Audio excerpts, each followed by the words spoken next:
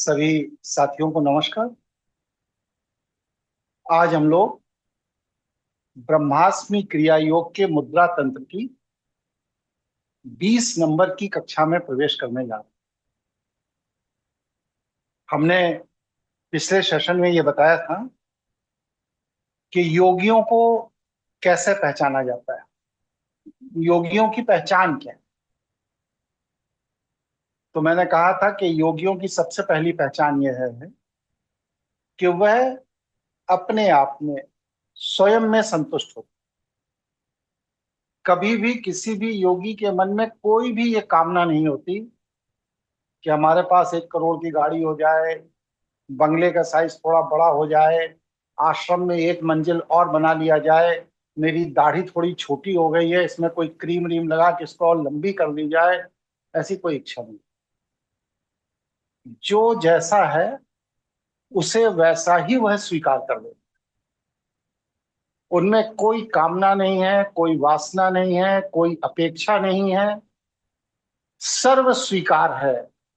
सकारात्मक है तो वह भी स्वीकार है और नकारात्मक है तो वह भी स्वीकार। सबके साथ समान व्यवहार, समदर्शी। ये नहीं कि कोई बड़ा व्यापारी आ गया तो उसको विनम्र हो गए और कोई छोटा मोटा व्यक्ति आ गया तो उसके साथ दुर्व्यवहार कर लिया, दूरी बना लेना, ऐसा नहीं। ये लोग सर्वसेवी भी होते हैं। किसी की भी सेवा कर लेंगे, गाय की भी कर लेंगे, कुत्ते की भी कर लेंगे, मनुष्य की भी कर लेंगे, चांडाल की भी कर लेंगे। अगर कोई विषैला जीव जंतु है, पीड़ा में है, तो उसकी भी सेवा करने लगेंगे। सर्वसेवी। और उससे जो सबसे बड़ी बात है, क्वालिटी, वो ये है कि ये कभी समूह बनाने में विश्वास नहीं करते। जैसे गौतम बुद्ध जी थे, उन्होंने 40,000 अनुयायियों का एक समूह बनाया था और पूरे एशिया में उनके अनुयायी जाकर के बौद्ध धर्म का प्रचार प्रसार करते। नहीं, ये ऐसा नहीं करते।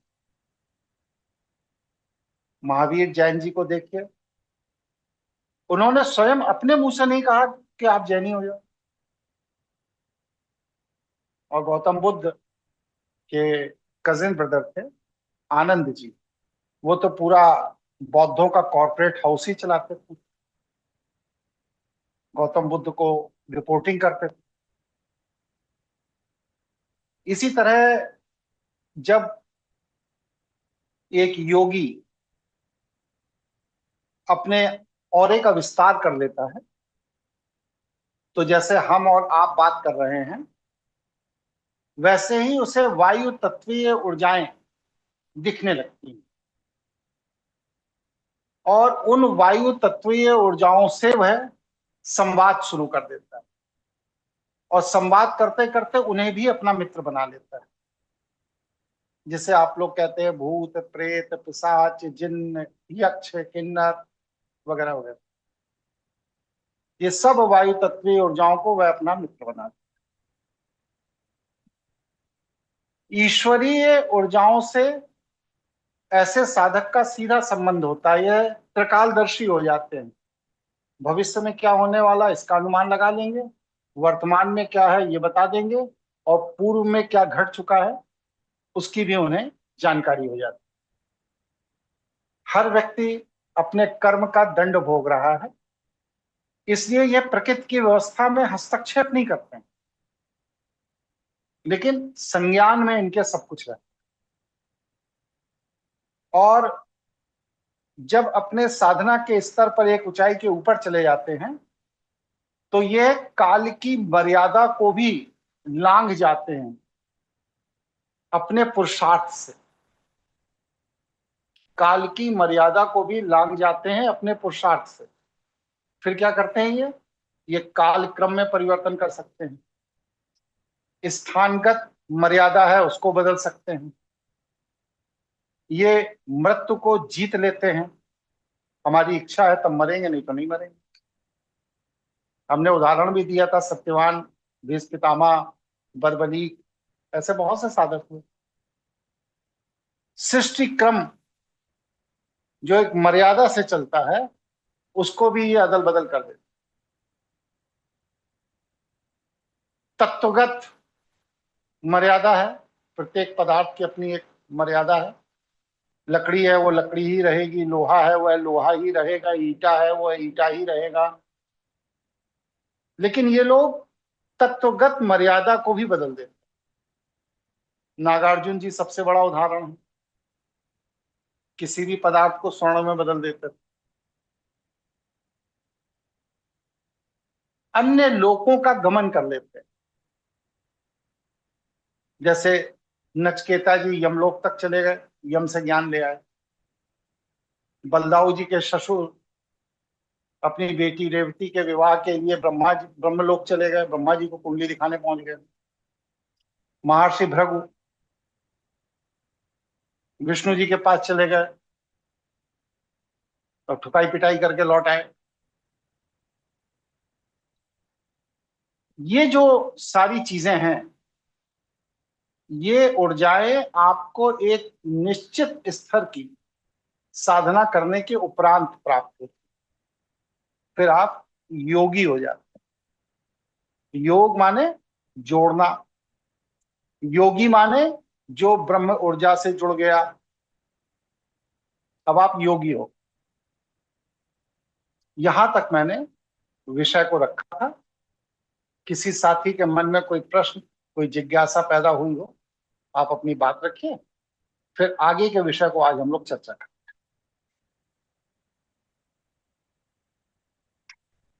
कोई प्रश्न किसी का?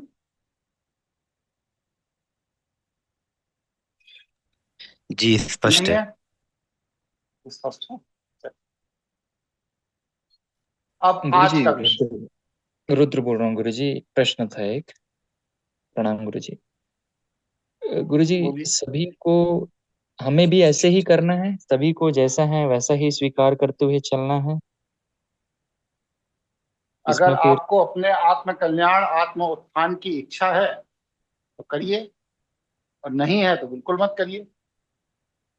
ये मैंने उन लोगों के लक्षण बताए हैं जो साधना द्वारा आत्म उत्थान आत्म कल्याण के मार्ग पर आगे बढ़े। अगर आपकी इच्छा है उस मार्ग पर चलने की तो फिर जरूर करिए, नहीं इच्छा है तो जानकारी ले लीजिए, करिए कुछ नहीं। ये आपका विवेक है। ठीक है। गुरु, ये दोनों चीजें एक साथ हो सकती हैं? सांसारिक जीवन में जीते हुए गलत को गलत बोलना और आध्यात्मिक में भी उन्नति करना, जैसा आपने बताया मैं सभी को हूँ स्वीकार उदाहरण आपके सामने, वकालत का धंधा भी करता हूँ। जिसे कहते हैं ये तो झूठ बोलने का ही धंधा है, कुटिलता का ही धंधा है। डॉक्टर और वकील ये दो कलयुग के सबसे बड़े राक्षस हैं। मैं वकालत करता हूँ और साथ में आपको आध्यात्मिक मार्ग भी दिखा रहा हूँ। ये स्पष्ट उदाहरण एक हूँ साथ। आपके सामने कि नहीं? गुरु जी, आप स्पष्ट उदाहरण है, लेकिन अगर मैं अपने आप को रखता हूँ आपके जगह में, तो ये समझ नहीं पा रहा हूँ कि सबको स्वीकार करते हुए अगर हम चलते भी हैं तो वकालत में आप किसी के खिलाफ कैसे चल पाएंगे? ये थोड़ा सा मुश्किल हो रहा है समझ पाना।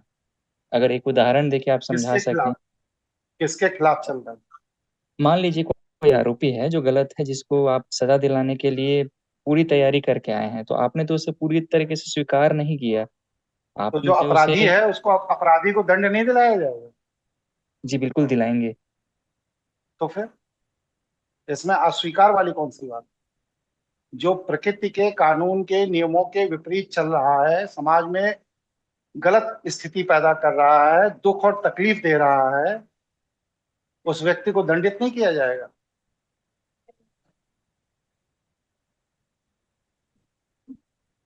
हम्म। बताइए, आप जवाब दीजिए मेरी बात का कि नहीं करना चाहिए।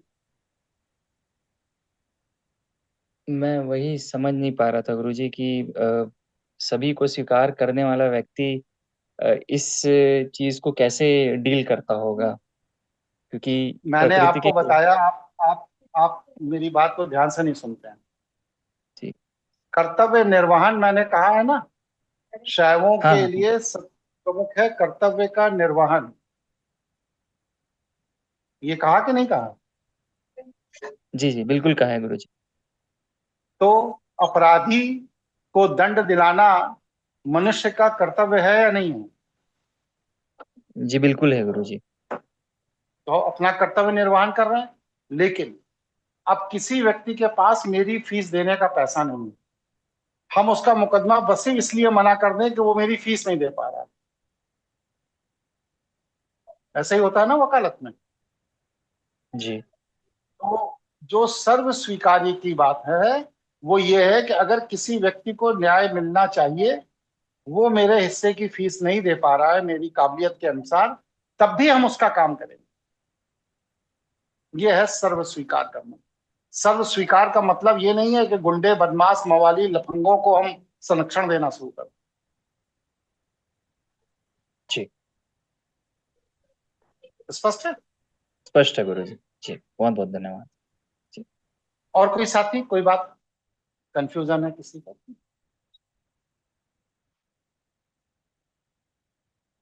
चलिए अब आज का विषय है। तो मैंने जितने भी उदाहरण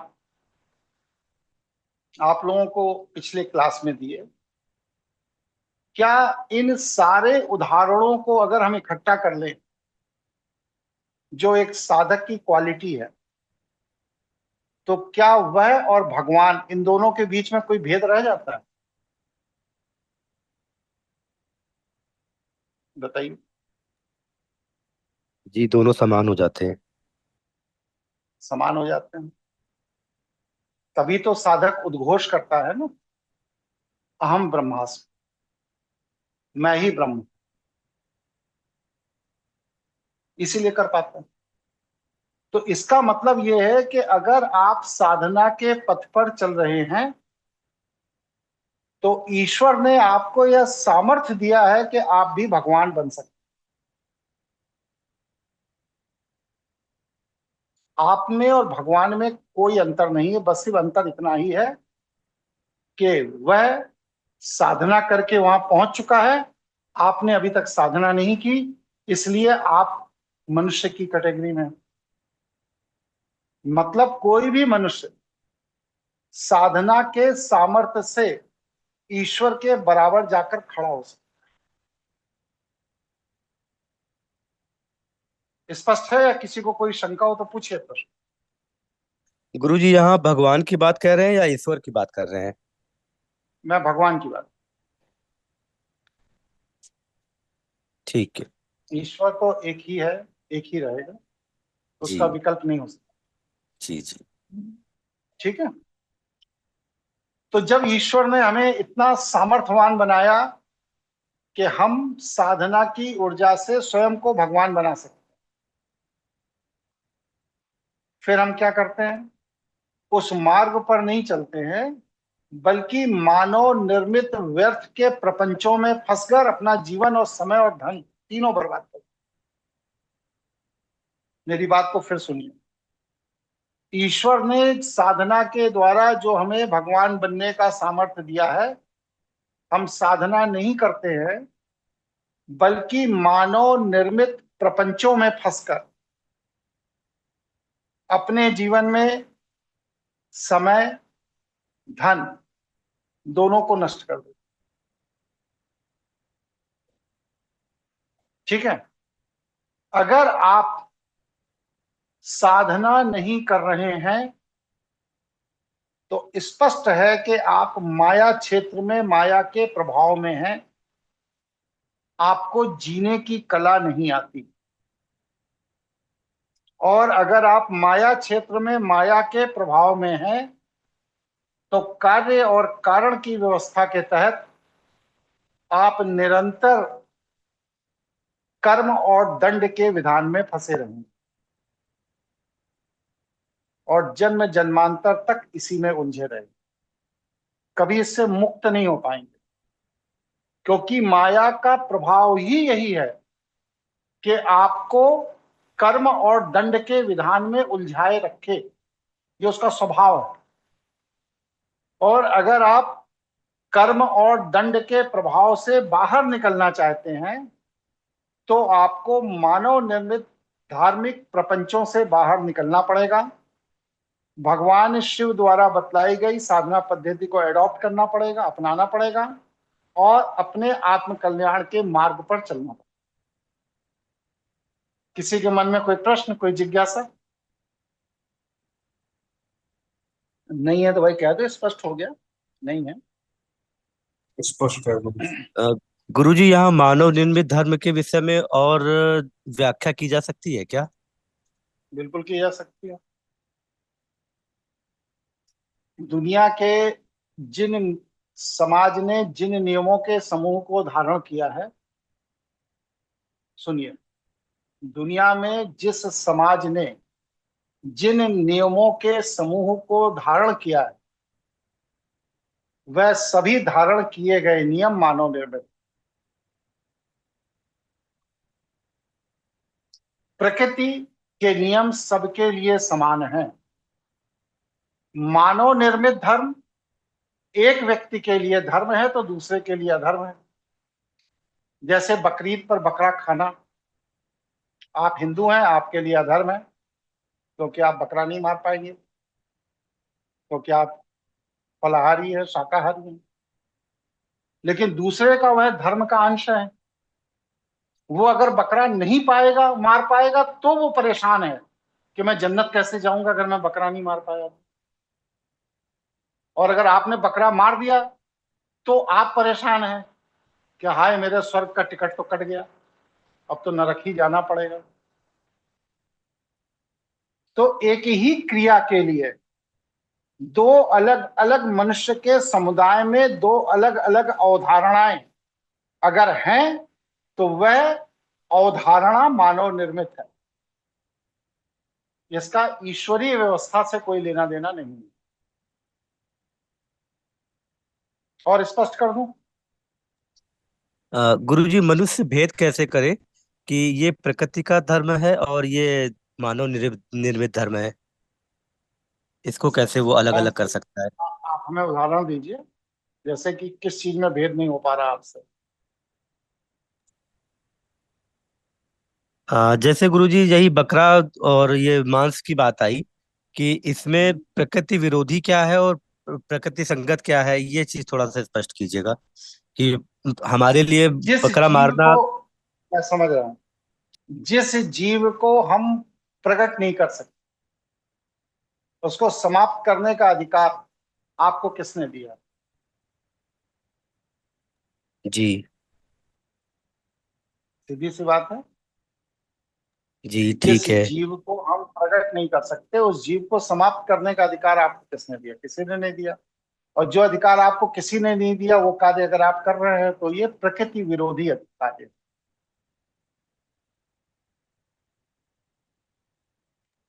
हम ठीक है गुरुजी। प्रकृति के विरोध में या हम प्रकृति विरोधी कार्य में जब भी अपना समय और ऊर्जा लगाएंगे तो हम नष्ट होंगे ही। हम प्रकृति विरोधी कार्य में जब भी अपना समय और ऊर्जा लगाएंगे तो हम नष्ट होंगे ही। क्यों? क्योंकि प्रकृति की व्यवस्था यही है कि आप दूसरों को देते रहिए। एक जंगल में 50 पेड़ लगे हुए हैं। एक जंगल में जाइए या एक बगीचे में जाइए, 50 पेड़ लगे हुए हैं। जी। उन पेड़ों का क्या कर्तव्य है कि छाया दें और फल दें। अगर जी। कोई पेड़ हठ धर्मिता के कारण अपने सारे पत्ते गिरा देता है, कहता छाया नहीं देंगे, और कहा फल उगने नहीं देंगे अपने ऊपर, तो क्या उस 50 पेड़ों के उस जंगल में अगर वह पेड़ पत्ते भी गिरा दे रहा है और फल भी नहीं उगने दे रहा है तो क्या वह पेड़ सरवाइव कर पाएगा? प्रकृति उसके जड़ों से जो उसके पोषण की व्यवस्था है, जल, पानी, खाद आदि की, वो प्रकृति स्वतः नहीं काट देगी जी, वह और पेड़ वह नष्ट हो पेड़ जाएगा। खत्म हो जाएगा। जी। अब प्रश्न यह है कि पेड़ ने अपनी वृत्ति बदली। उसने कहा कि मैं पत्ता भी नहीं दूंगा, छाया भी नहीं दूंगा और फल भी नहीं दूंगा। तो प्रकृति ने क्या कहा कि अगर तुमने किसी को ना देने की कसम खा ली है तो तुम्हारी इस प्रकृति में कोई जगह नहीं। बाकी 49 पेड़ों को प्रकृति जल भी देगी और भोजन भी देगी, पोषण भी देगी, लेकिन जिस पेड़ ने देने की वृत्ति को त्याग दिया है वो पेड़ सूख कर नष्ट हो जाएगा। ऐसे उदाहरण देखे आपने? नहीं देखे जंगलों में? जी गुरुजी, बिल्कुल देखे हैं। देखें।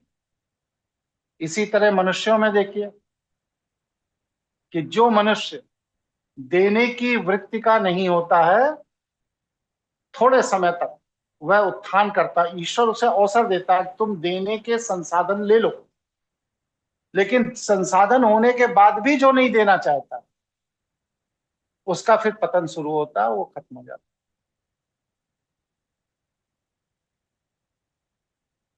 ऐसा ही होता है कि नहीं होता? बताइए भाई। जी जी।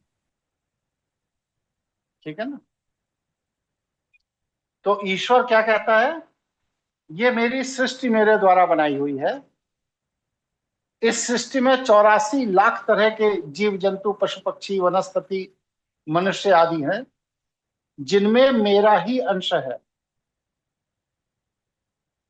और अगर तुम मेरे अंश को पोषित नहीं करना चाहते हो तो मैं तुम्हें पोषित नहीं करूंगा। ये प्रकृति की व्यवस्था है कि अगर तुम ईश्वर के अंश को पोषित नहीं कर रहे हो तो ईश्वर तुम्हें भी पोषित नहीं करेगा। आप कुछ समय बाद काल के प्रवाह में नष्ट हो जाएंगे, कोई आपका नाम लेने वाला भी नहीं होगा। और जब आप ईश्वर की बनाई हुई इस सृष्टि में अन्य जीव जंतु, पशु पक्षी, वनस्पति के पोषण का भाव रखते हैं तो ईश्वर भी आपको पोषण देता है, संसाधन देता है, सामर्थ्यवान बना देता है। यही ईश्वर की व्यवस्था। किसी के मन में कोई प्रश्न, कोई जिज्ञासा पैदा हुई हो तो पूछे। जी बहुत धन्यवाद गुरुजी। ठीक है।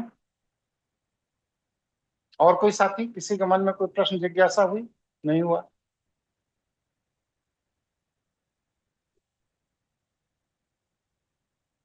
प्रणाम गुरुजी। विवेकशील बोल रहे थे गुरु। गुरुजी, इस हिसाब से तो फिर जो हिंदू में जो अभी जो तथाकथित हम लोग जो धर्म मनाते हैं, जैसे होली दिवाली, ये भी तो प्रकृति के विरुद्ध ही एक तरह से है। दिवाली में जैसे वैष्णव के सारे प्रपंच प्रकृति विरोधी। वैष्णव के जी सारे प्रपंच प्रकृति विरोधी हैं। अगर आप वैष्णव पद्धति से जीवन यापन कर रहे हैं, वैष्णव तीज त्योहारों को बल दे रहे हैं, तो आप प्रकृति का विरोध कर रहे जी गुरुजी, यही मैं हैं। पूछना चाहता जी। और अगर आप प्रकृति का विरोध करते हैं तो आप चाहे जिस भगवान को प्रसाद चढ़ा दीजिए, चाहे जिसको दिया जला दीजिए, चाहे जिसको धूप बत्ती दिखा दीजिए, चाहे जिसकी माला जप लीजिए, चाहे जिस मंत्र का उद्घोष कर लीजिए, आप काल के प्रवाह से बच नहीं सकते। काल आपको नष्ट कर ही देगा, क्योंकि काल की एक ही शर्त है, दूसरी कोई शर्त काल की है ही नहीं। और वह शर्त यह है कि अगर तुम्हें मेरे प्रभाव से बचना है तो तुम ईश्वर का कार्य करो। अगर तुम ईश्वर का कार्य नहीं कर रहे हो, मतलब कि अन्य जीव जंतु, पशु पक्षी, वनस्पति का पोषण नहीं कर रहे हो, तो तुम इस सृष्टि में रहने योग्य नहीं हो। तुम्हारे जीवन में तुमको आगाह करने के लिए पहले मैं संघर्ष बढ़ाऊंगा, और उस संघर्ष के बाद भी अगर तुम नहीं चेतोगे तो तुम्हारे जीवन में तुमको दुख दूंगा, और उस दुख के बाद भी अगर तुम नहीं चेतते हो तो तुम्हें मैं नष्ट कर दूंगा।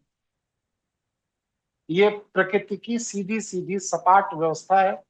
इसमें कोई कॉमा नहीं है, कोई फुल स्टॉप नहीं है, कोई सेमीकोलन नहीं। जिसको ना समझ में आई हो वो अपनी बात पूछे। गुरुजी, एक थोड़ा सा स्पष्ट कीजिएगा इस बात को कि क्या देने की वृत्ति मनुष्य के जीवन का संघर्ष को खत्म करती है? बिल्कुल 100% कम करती है। हजारों उदाहरण। गुरुजी, कम करती है या खत्म करती है? खत्म कभी नहीं होता। जब तक आप अच्छा। अपनी वृत्ति को खत्म नहीं करेंगे तब तक संघर्ष खत्म नहीं होगा। आप अपनी वृत्ति छोड़ दीजिए, संघर्ष खत्म हो जाएगा। ये सारी चीजें टेम्परेरी रिलीफ हैं, अस्थायी समाधान।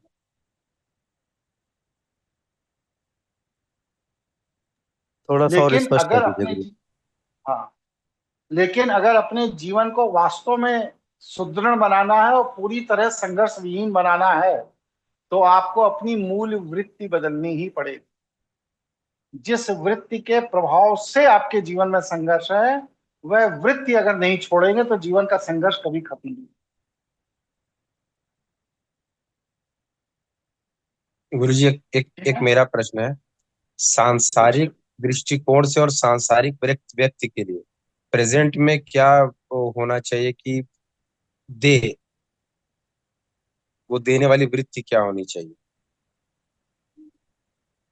मैं आपका प्रश्न फिर से दोहराइए, मैं प्रश्न समझ नहीं पाया। आप क्या कह रहे हैं? एक एक सांसारिक एक सांसारिक व्यक्ति के लिए देने की वृत्ति प्रकृति को क्या होनी चाहिए, मतलब हम प्रकृति को क्या दे सकते हैं? आप प्रकृति को जो भी देना चाहते हैं उसका भाव होना चाहिए। आप सुबह मॉर्निंग वॉक करने जाते हैं? जी गुरुजी। ठीक है। और जा करके आप कहाँ जाते हैं? पार्क आर्क में जाते होंगे। वो पीछे एक वन है, वहीं पे जाते हैं, थोड़ा जंगल टाइप का है। जंगल टाइप का है, बोले पार्क है, जंगल है, चल गया। और वहां से ताजी वायु लेकर चले आते हैं स्वस्थ होकर। जी बिल्कुल। जी। वन के कल्याण के लिए आज तक आपने क्या किया जिससे आप पिछले 10 साल से जाके ताजी वायु लेके आ रहे हैं? उस वन के कल्याण के लिए आज तक आपने क्या काम किया? वन में रहने वाले जो जीव हैं, जैसे बंदर हुआ कुछ है, तो मैं कुछ चना वगैरह कुछ लेके जाता हूँ, छीड़ देता हूँ, जो खाना हो खा लो, बस। यही मेरे दिमाग में यही होता ये आप इतना दे रहे हैं ना, इतना काफी है। इतना अगर आप दे रहे हैं कि वहां भी जो भी जीव जंतु पशु पक्षी है, पेड़ पौधे हैं, वनस्पति है, वो आप छीट कर चले आते हैं, ये काफी है। आपके देने का भाव है। लोग तो जाते हैं, दोनों हाथ ऐसे रहेगी गर्दन यूं टेढ़ी बनाए रहेंगे और ऐसे हेडफोन लगा के 2 चक्कर लगाएंगे जल्दी जल्दी रॉकेट जैसे, और भाग के घर आ जाएंगे कि कहीं वहां पे हम स्वस्थ ना हो जाए। ये जो दोनों हाथ जेब के अंदर डाल के घूमने जाते हैं ना, ये स्वस्थ होने नहीं जाते हैं, ये नए रोग लेने जाते हैं। क्योंकि उसी वातावरण में लोगों की नकारात्मक ऊर्जा का त्याग जो किया है वो भी तैर रही है, और उसी वातावरण में जो सकारात्मक ऊर्जा है वह भी तैर रही है। गंगा के किनारे शमशान भी है जहां प्रेतात्माएं हैं, और मंदिर भी है जहां पर देव आत्माएं हैं। दोनों के लिए अलग अलग गंगा कहीं दुनिया में नहीं बहती, एक ही गंगा के किनारे दोनों चीजें हैं। अब आपकी वृत्ति अगर प्रेतात्माओं की तरह है तो आपके साथ प्रेत ऊर्जाएं चली आएंगी। दोनों जेब हाथ ऐसे डाले और गर्दन यूं टेढ़ी किए हुए चले जा रहे हैं, हेडफोन लगाए हुए, किसी से कोई मतलब नहीं, किसी से कोई बात नहीं। हमें ईश्वर ने पैसा दिया है तो मैं बहुत बड़ा आदमी हो गया हूँ, ये सब कीड़े मकोड़े हो गए हैं। ये भाव अगर आपका है तो वहां पर जो नकारात्मक ऊर्जाएं हैं वो लगेगा ये आदमी मेरा हिसाब का ठीक है, क्योंकि मेरा भी नकारात्मक विचार और इसका भी नकारात्मक विचार एक है। इसलिए वह ऊर्जाएं आपके साथ लग जाएंगी। और अगर आप उदार वृत्ति के हैं, दयावान वृत्ति के हैं, कुछ देने की इच्छा रखने वाले वृत्ति के हैं, तो प्रेत ऊर्जाएं आपके साथ नहीं लगेंगी, फिर देव ऊर्जाएं आपके साथ लगेंगी, क्योंकि आपकी और देव ऊर्जाओं की वृत्ति एक। इसलिए जहां भी प्रकृति से कुछ भी लेने जा रहे हैं, वहां प्रकृति को कुछ ना कुछ दे के आइए, नहीं तो धन्यवाद ही दे दीजिए। 2 सेकंड खड़े होकर दोनों हाथ जोड़ लीजिए, हे वन देवता, आपको धन्यवाद, आपने मेरे स्वास्थ्य की रक्षा की, प्रणाम, चलिए। और सामर्थ्यवान है तो जैसे आप चना ले जाते हैं, फल ले जाते हैं, इस तरह ले जाइए, प्रकृति को दे आइए। स्पष्ट हो गया मधेशिया जी? जी गुरुजी, स्पष्ट। चलिए,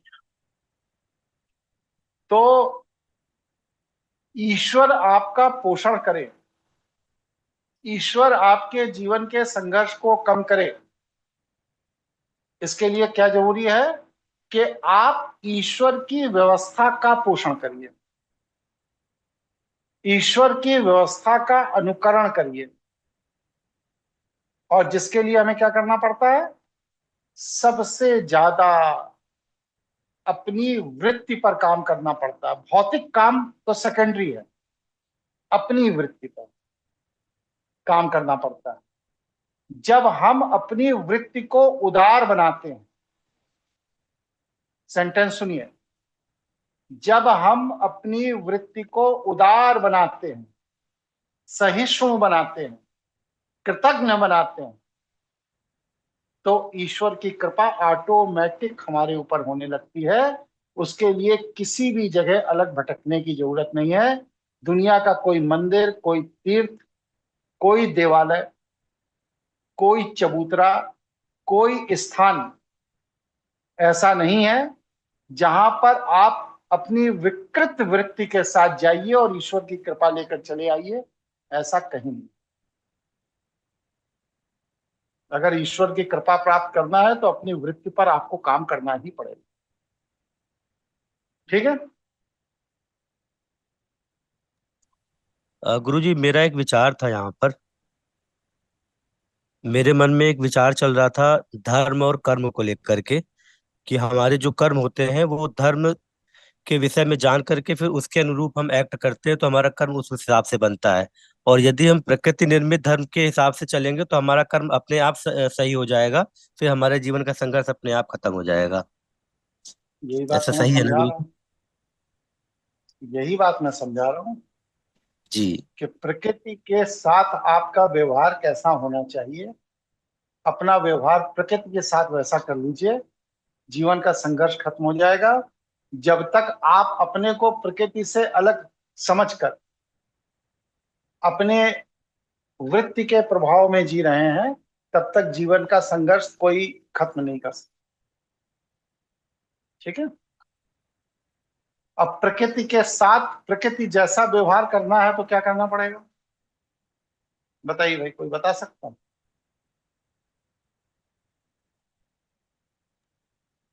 नहीं गुरुजी, आप ही बताइए।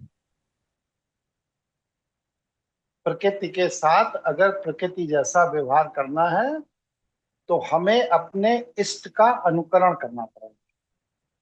हम लोग क्या करते हैं? इष्ट की भक्ति करते हैं, उसका अनुकरण नहीं करते। अनुकरण और भक्ति में अंतर है, ये जानते हैं कि नहीं जानते आप लोग? जी। गुरुजी अरे स्पष्ट आप कर गुरुजी क्या मैं दीजिए। नहीं समझा। क्या कह रहे हैं, फिर बोलिए। वही गुरुजी स्पष्ट कर दीजिए।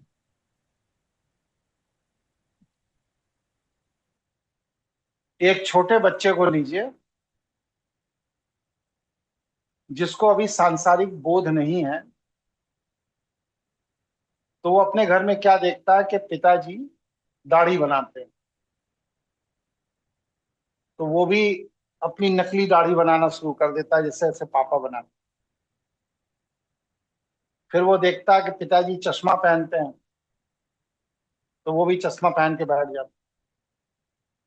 फिर वो क्या देखता है कि पिताजी जूता पहन रहे हैं, अब उसके पैर तो इतने छोटे छोटे हैं, लेकिन जूता इतना बड़ा है पिताजी का, लेकिन वो जबरदस्ती उस जूते में अपना पैर घुसाने की कोशिश करता है। तो ये क्या है? वो बच्चा अपने पिता का अनुकरण कर रहा है, पिता के हर एक्ट को देख रहा है, समझ रहा है और उसको अपनाने की कोशिश कर रहा है, उसका विश्लेषण करके उसे अपनाने की कोशिश कर रहा है। ये है अनुकरण। और फिर इसके बाद दूसरा क्या होता है? भक्ति।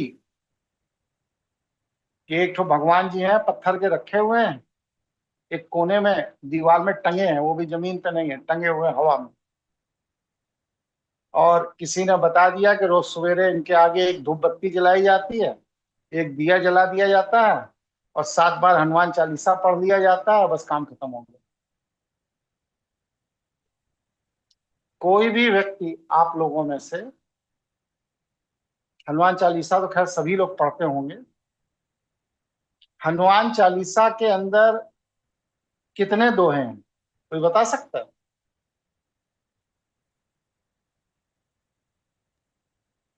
नहीं गुरुजी, याद नहीं। 40। चालीसा याद है, लेकिन कितने पर्टिकुलर है वो याद अरे चालीसा का मतलब ही है 40 दोहे। नहीं। हाँ ठीक है। चालीसा का मतलब ही 40 दोहे। और उन 40 दोहों को जो आप दिन में 7 बार पढ़ लेते हैं, उसमें संदेश क्या है?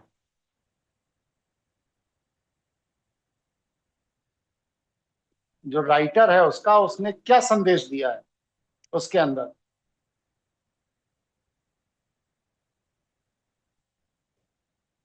नहीं मालूम ना किसी को? बताइए, इतनी शर्मिंदगी की क्या बात है? जी नहीं गुरुजी, नहीं मालूम है। गुरुजी नहीं है। नहीं गुरुजी, नहीं मालूम। हिंदू होकर शर्म कर रहे हैं आप? बताइए। हिंदू तो शर्मिंदा होने के लिए बना ही हुआ है। क्यों? क्योंकि वो कुछ जानना ही नहीं चाहता अपने धर्म के बारे में। उसमें बस सिर्फ उस इष्ट का चरित्र दिया गया है। हर चालीसा में इष्ट का चरित्र दिया गया है, चाहे वो शिव चालीसा हो, चाहे रुद्र चालीसा हो, चाहे लक्ष्मी चालीसा हो, चाहे विष्णु चालीसा हो, चाहे हनुमान चालीसा हो, चाहे राम चालीसा हो, कोई भी चालीसा उठा लीजिए, उस 40 दोहे के अंदर उस इष्ट का चरित्र बताया गया है, जिसका हमें अनुकरण करना चाहिए। आप बताइए कि जो आदमी पूजा पाठ करते हैं, जो चालीसा के अंदर आपके इष्ट का चरित्र बताया गया, उसमें किस किस चरित्र का अनुकरण किया आज तक आपने? या बस ये पढ़ के चले आए?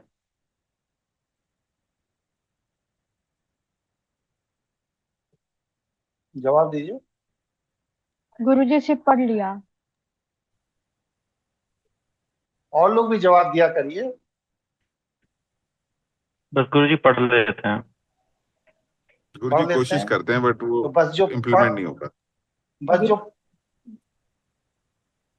बस जो पढ़ लेते हैं ना, यही भक्ति।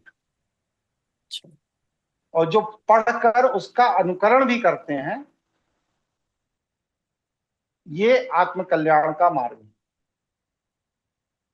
पढ़कर चले आना भक्ति है और पढ़कर उसका अनुकरण करना आत्म कल्याण का मार्ग है। अब आपको पढ़कर भक्ति करनी है कि आत्म कल्याण के मार्ग को अपनाना है, ये आपके विवेक का विषय है। ये आपको निर्णय लेना है। और अनुकरण सबसे कठिन, इस सृष्टि में सबसे कठिन काम है अनुकरण करना। क्यों? बताइए।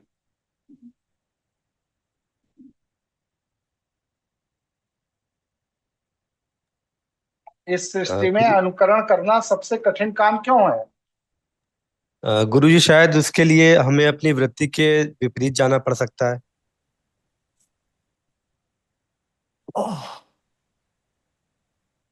दूसरे लोगों को भी ध्रुव बोलने का मौका दीजिए। आप ही परम विद्वान नहीं पैदा हुए हैं, और लोग भी क्लास अटेंड कर रहे हैं। गुरुजी अपने आप को पूरा बदलना पड़ता है। नहीं गुरु जी, अपनी वृत्ति त्यागनी पड़ती है, मतलब जो जैसे हम हैं उसको बोलिए। त्यागना पड़ता है।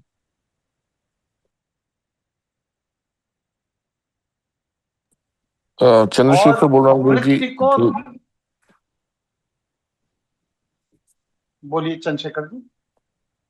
मुझे ये लगता है कि जो भी है, जिसका भी आप अनुकरण करने जा रहे हैं, ठीक है, उसकी पूरी इंफॉर्मेशन अवेलेबल नहीं होती। जैसे हनुमान जी की जो कैरेक्टरिस्टिक्स बताई गई हैं वो कैरेक्टरिस्टिक्स हैं, लेकिन उसका एक आंतरिक मेकअप क्या है जिससे वो कैरेक्टरिस्टिक उत्पन्न होती है, उसका ज्यादा वो नहीं है। ठीक है, तो वो एक अलग लेवल का इंफॉर्मेशन है जो नहीं अवेलेबल है, तो उसकी वजह से भी अनुकरण में प्रॉब्लम हो सकती है। बिल्कुल सहमत। प्रश्न ये है कि जो अवेलेबल है उतने का अनुकरण क्यों नहीं हो पा रहा है?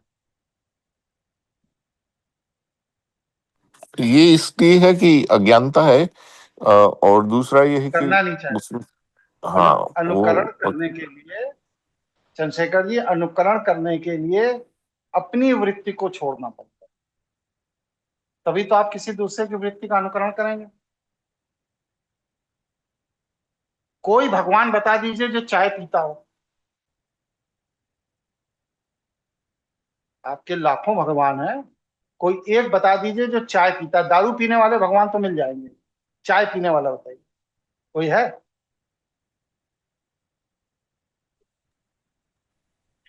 कोई नहीं नहीं है। गुरुजी। नहीं है गुरु गुरु जी, जी। नहीं है गुरुजी। नहीं गुरु जी है। मैं तो आप पीता क्यों हूँ तो पी रहे भगवान हो? को चाय का भोग लगा देता हूँ। वो एक अलग बात, वो तो मनोरंजन करते हैं आप। लेकिन मैं ये कह रहा हूं कि जब कोई भगवान चाय नहीं पीता और अगर हम भगवान को इष्ट मानते हैं, आराध्य मानते हैं, और वो नहीं पीता, तो आप क्यों पी रहे हैं?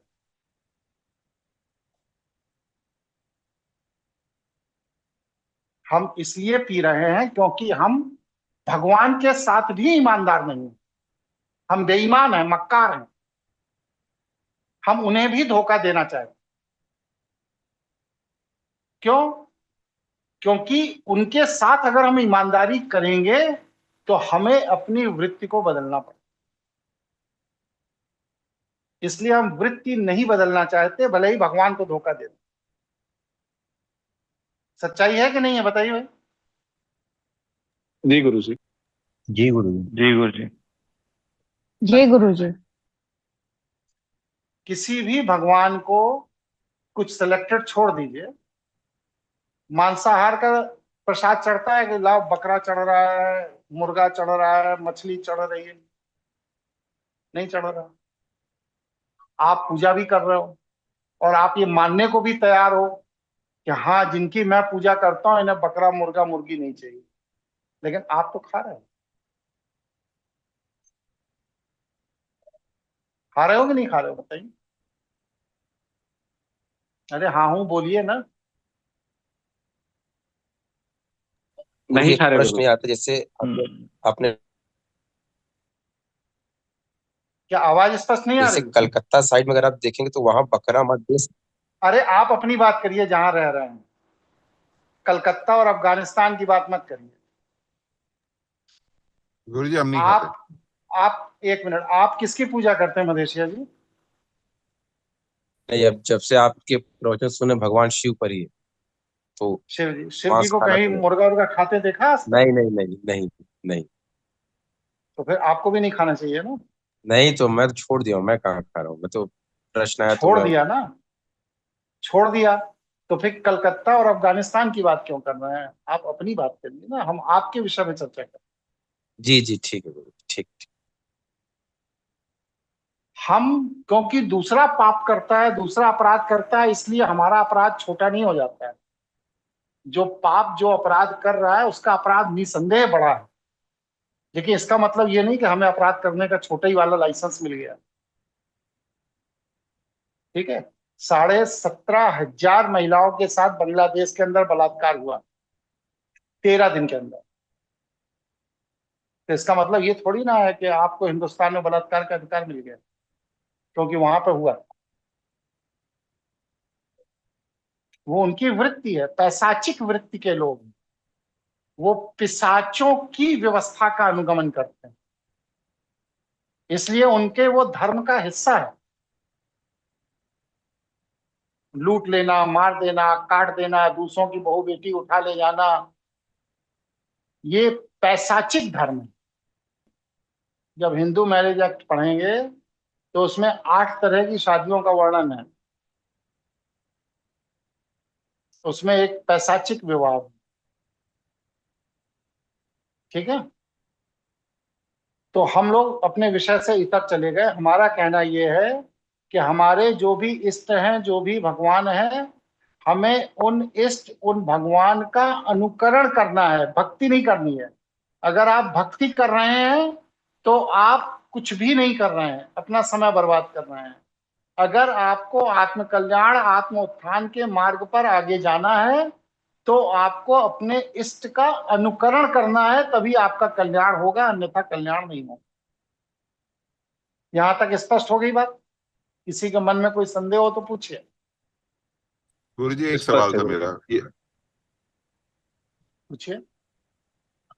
गुरुजी, जैसे भगवान शिव का कहीं नहीं लिखा हुआ, वो हम बिलीव करते हैं कि नहीं खाते हैं, बट काल भैरव जो स्वयं, वहां पे तो भोग लगता है गुरुजी, आप काल भैरव की मांस उपासना मदिरा। करते हैं?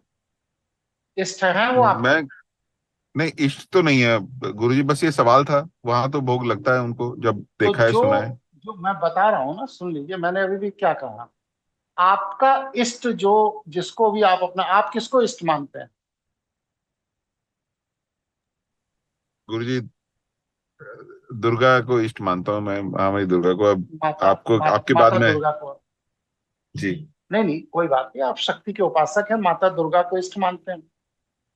जी माता दुर्गा के 8 लक्षण है, जो उनकी अष्टभुजा है, उनके जी 8 लक्षण हैं। आप बताइए कौन कौन से? गुरुजी, इतना ज्ञान नहीं है मेरे को अभी, इतना। तो फिर क्यों हाँ, समय बर्बाद कर रहे हैं? दसियों साल से माता दुर्गा की पूजा कर रहे हैं, और माता दुर्गा के जो अष्ट लक्षण हैं उसी की जानकारी नहीं है। तो फिर उनका जब गुरुजी जानकारी लक्षण की नहीं है तो अनुगमन कैसे करेंगे? ये पता है गुरुजी, अष्ट अरे, स्वरूप है उनके, अलग अलग स्वरूप हैं, अलग अलग विद्या है, अलग अलग। जब कोई साधना करता है तो धीरे धीरे, जैसे माँ तारा है, बगलामुखी है, वो धीरे धीरे दुर्गा के स्वरूप जो है, उस कैरेक्टरिस्टिक से आदमी का वो ऑनग्रोइंग हो जाता है। ऑन ग्रोइंग तो होता है। गुरुजी साधना, बिल्कुल साधना तो नहीं बिल्कुल करते। सही है। नहीं, कोई बात नहीं, बिल्कुल सही बात आपने कही कि 8 जो अलग अलग स्वरूप हैं, उस अलग अलग स्वरूप का अनुगमन करना। अब प्रश्न यह है कि दुर्गा के जितने भी भक्त हैं, उनमें कोई एक भी भक्त मिला जो दुर्गा के उन अष्ट स्वरूपों का अनुगमन करता हो? भक्ति नहीं, अनुगमन। मजीरा तो सभी बजा लेते हैं, लेकिन माता दुर्गा का अनुगमन करता हो ऐसा कोई भक्त आज तक मिला आपको इस धरती पे?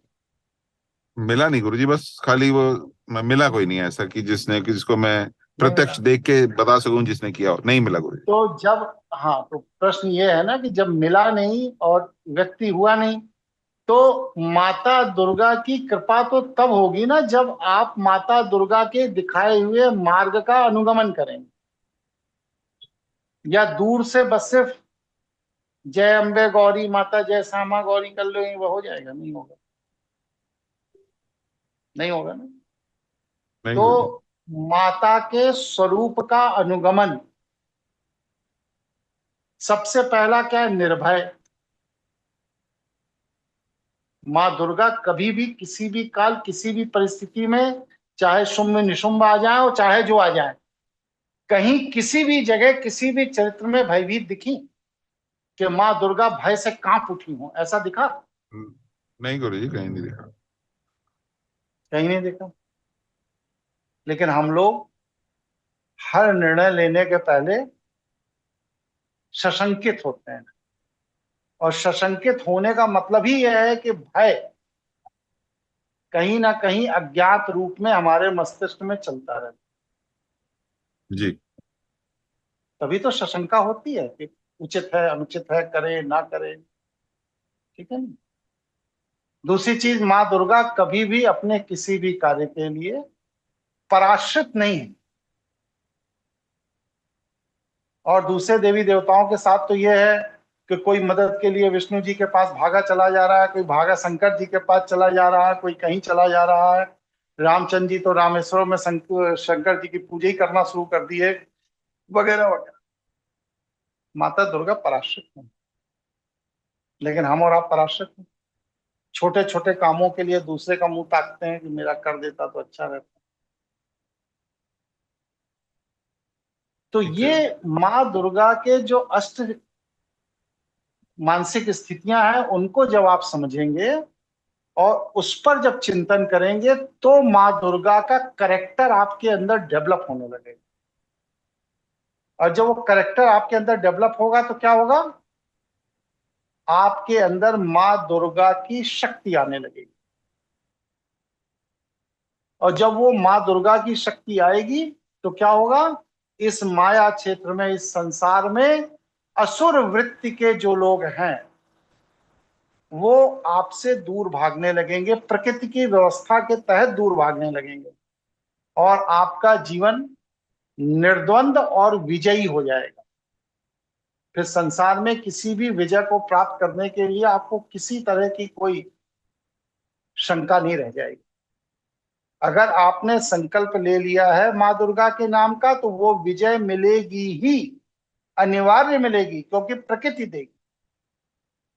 ये है हमारे देवी देवताओं के अनुकरण का लाभ।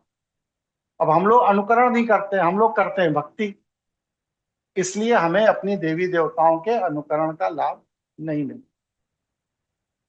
वैष्णव में तो एक पूरा का पूरा समाज ही है, दास संप्रदाय होता है ना। वैष्णव लोगों में दास संप्रदाय नहीं सुना गुरुजी ना? क्या नहीं सुना गुरुजी।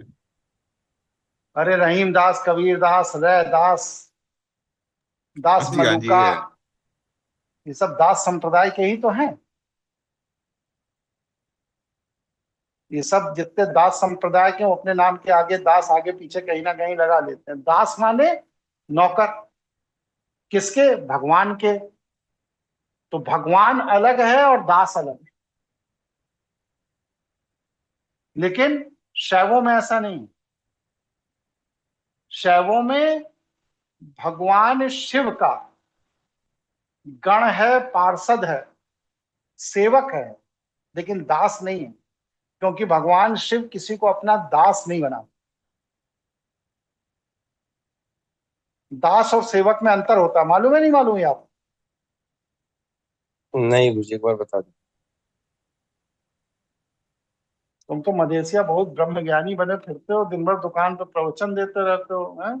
तुम्हें नहीं मालूम? आश्चर्य है हमको।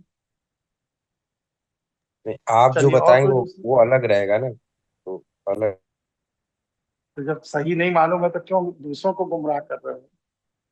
चलिए बताइए भाई, दास और सेवक में क्या अंतर? नहीं पता गुरुजी, नहीं पता। दास मालिक की इच्छा पर एक्ट करता है। सुनिए, दास मालिक की इच्छा पर एक्ट करता है और सेवक मालिक की भावना पर एक्ट करता है। गुरु जी को कष्ट ना हो जाए, ये भावना का विषय है।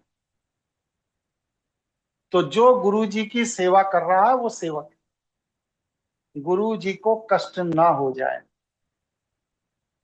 और दास क्या है? जब गुरु जी कहेंगे कि ये काम कर दो तो मैं उतना कर दूंगा, स्वतः स्वप्रेरणा से नहीं, जब गुरुजी कहेंगे तब। और सेवक क्या है? गुरुजी कहें या ना कहें, गुरुजी को अगर लाइट चली गई है तो वह स्वतः पंखा लेकर आएगा और बगल में खड़े होकर पंखा चलाने लगेगा, क्योंकि कहीं गुरुजी को गर्मी ना लगे। ये सेवक है। और दास जो है, लाइट चली गई, गुरुजी ने कहा अरे भाई बड़ी गर्मी लग रही है, जरा पंखा ले आओ, तब वो दौड़ के जाएगा पंखा लेने। तब तक गुरुजी पसीना से सराबोर हो गए, स्वप्रेरणा से वो पंखा ला करके नहीं चलाएगा। ये फर्क है दास और सेवक में। अब बताइए, दास श्रेष्ठ है या सेवक श्रेष्ठ? सेवक गुरु। सेवक। इसीलिए शैवों में सेवक होते हैं और वैष्णव में दास। ठीक है। दास और सेवक में दूसरा अंतर क्या है? दास भयभीत रहता है कि कहीं हम बिना गुरुजी के कहे बगल में पंखा लाके चलाना शुरू कर दिए और गुरुजी को बुरा लग गया तो मेरा क्या होगा। दास का चित्त भयभीत होता है, सेवक भयभीत नहीं होता। उसके मन में ये भाव आएगा ही नहीं कि अगर गुरुजी को बुरा लग गया तो क्या होगा, ये भाव ही नहीं आएगा। क्यों? क्योंकि उसका चित्त निर्द्वंद है, भय मुक्त है। बहुत ज्यादा भाई गुरुजी को नहीं पसंद आएगा तो गुरुजी कहेंगे अरे रहने दो, ठीक है कोई बात नहीं, बिना पंखे के भी अच्छा लग रहा है, बात खत्म हो गई। लेकिन दास में यह साहस नहीं है कि गुरुजी की इच्छा के बिना वह पंखा झल दे।